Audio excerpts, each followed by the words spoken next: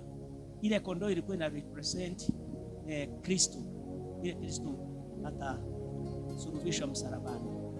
Msalaba ilikuwa mahali pazuri, ilikuwa mahali pa kuaibisha.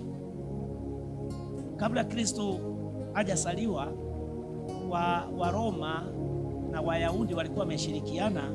Punishment ile ilikuwa inapea wabaya, mikora, watu wabaya, wauaji walikuwa nasulubishwa pale Hosops kwa ile raunda au pale Thika mahali kuna au Mlimani, ndio hiyo familia ibike yote. So maneno ya kuibisha si sahihi mianza, hao ndio walikuwa naibisha. So Yesu wakati ule alisulubishwa, ni familia yao ilikuwa inaibishwa. Injili ile alikuwa anahubiri ndio yote ilikuwa inamalizwa. Mwenye kumsulubisha akina Kaisari na hao walikuwa wamepanga kuwe na aibu kubwa, iwe ya kwamba maneno ya Kristo imeisha, iwe hakuna mtu yeyote atakayemtaja, hata wale walikuwa wameoponywa na yeye, hata wale walikuwa wamefufuliwa waende kinyume yake.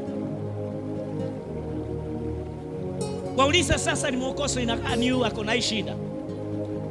Wanafurahia sana wakati ule watu wanachallenge watu wa Mungu wakiuliza, kazi ya pasta ni kuombea watu wanapata miujiza, lakini anasema achangiwe.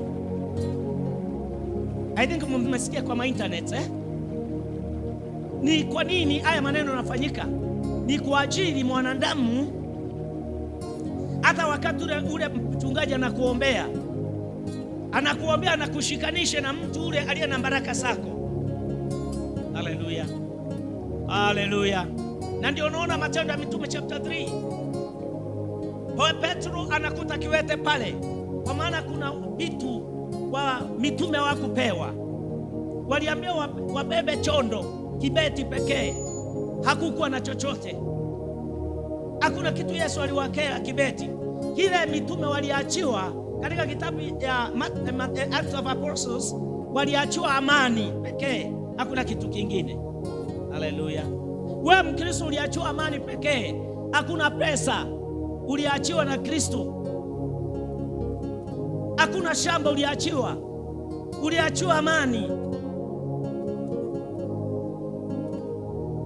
So wakati alisulubishwa pale msalabani, ni ili familia yaibike na kuaibisha kazi yote ile imefanyika, ile alifanya.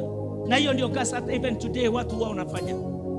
Unakuta kwa mfano ile kazi yote imefanywa hapa, tunaibisha wale wamesimamia, tunaibisha pasta, tunaibisha ule alijenga ukuta, tunaibisha ule ameweka istima, tunaibisha ule alileta TV, tunaibisha yule alileta kiti, tunaibisha ule alilipa ploti, tunaibisha. Hiyo ndio kazi ya Wayahudi na Waroma. Haleluya, haleluya. Hiyo ndio kazi yao. Lakini maandiko inasimama, Yohana akaangalia haya maneno akasema, maana jinsi hii Mungu aliopenda ulimwengu akamtoa mwanawe wa pekee, akamtoa mwanawe